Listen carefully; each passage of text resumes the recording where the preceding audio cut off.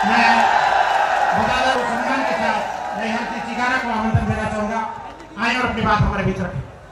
आपके बाद सम्माननीय पुखरा जी घर का उद्बोधन होगा, उसके बाद सीधे नेताजी आपसे मुखातिब होंगे।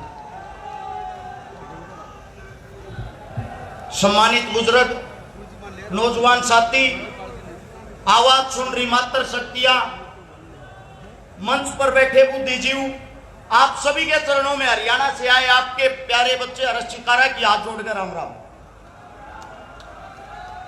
आप सभी साथियों को राजनीति की आज वो कड़वी सच्चाई बताना चाहता हूं जो शायद ही कोई बता पाएगा।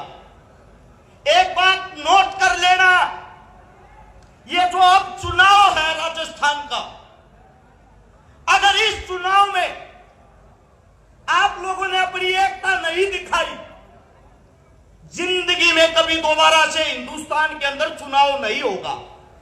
जो बीजेपी सरकार, भाजपा सरकार, जिसको आप लोग ये सोचते हो कि अगर यहां भाजपा आएगी आपका विकास करेगी, वो एक चक्कर जाके हरियाणा लगाया आना।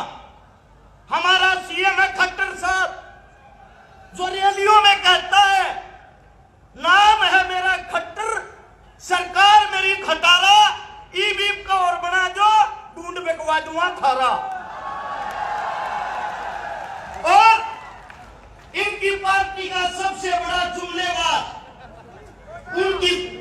उनके माहौल का यही नहीं पता कब रात 8 बजे लाइव आके बोल देंगे मित्रों अगर अमीर होना है मकान ही बेच दो।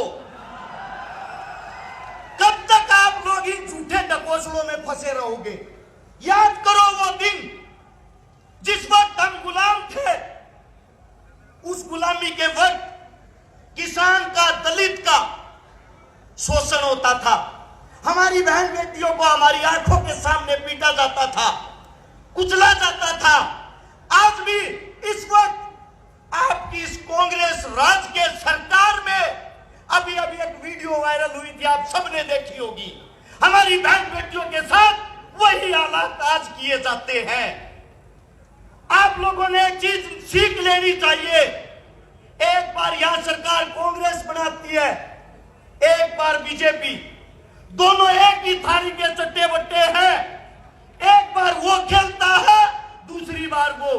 आखिर आप सबसे पूछना चाहता हूं, किसान की, दलित की, मजदूर की सरकार कब आएगी? वो सरकार जब आएगी, आप लोगों के सामने दो कोई नूर इकट्ठे हो गए हैं, जो एक बाबा साहब का दीवाना है तो दूसरा छोटू राम का। और इस हिंदुस्तान के अंदर जिसने संविधान लिखा, बाबा साहब, उसके दीवानों के साथ आज भी क्या किया जाता है आप लोगों को पता है? जब रामनाथ कोविंद एक दलित समाज का बेटा राष्ट्रपति बना और उसने वहां विधानसभा के अंदर अपने पैर रखे, उस विधानसभा को गंगाजल से धोया गया। गंगाजल से कि एक दलित के पैर रखने से वो दूषित हो गई। आज भी दलित भाइयों के साथ इतना अत्याचार होता है, घोड़ी पे नहीं बैठने दिया जाता, मूछे तक नहीं रखने दी जाती।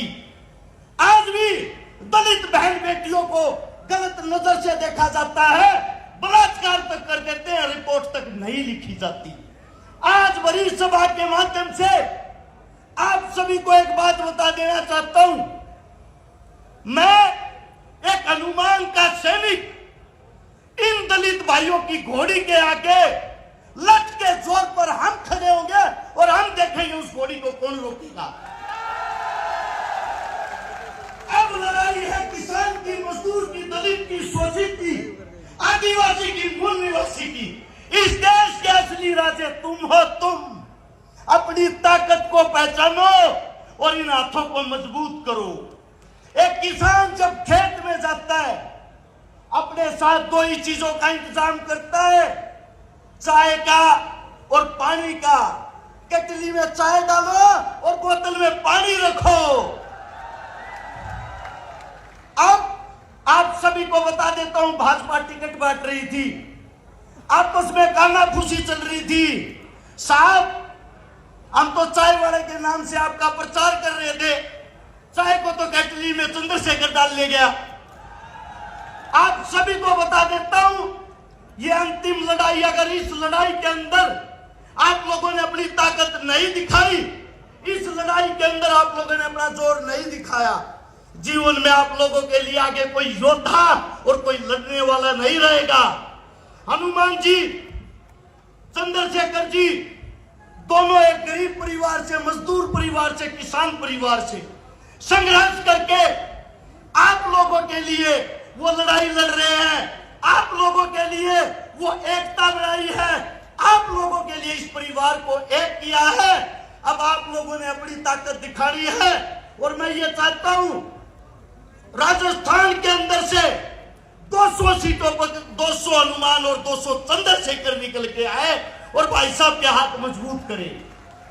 आप सभी साथियों ने इतना प्यार, इतना मान सम्मान दिया, आप सभी साथियों का धन्यवाद। राम राम, जय हिंद, जय भीम, जय छोटू राम। बहुत बहुत शुक्रिया।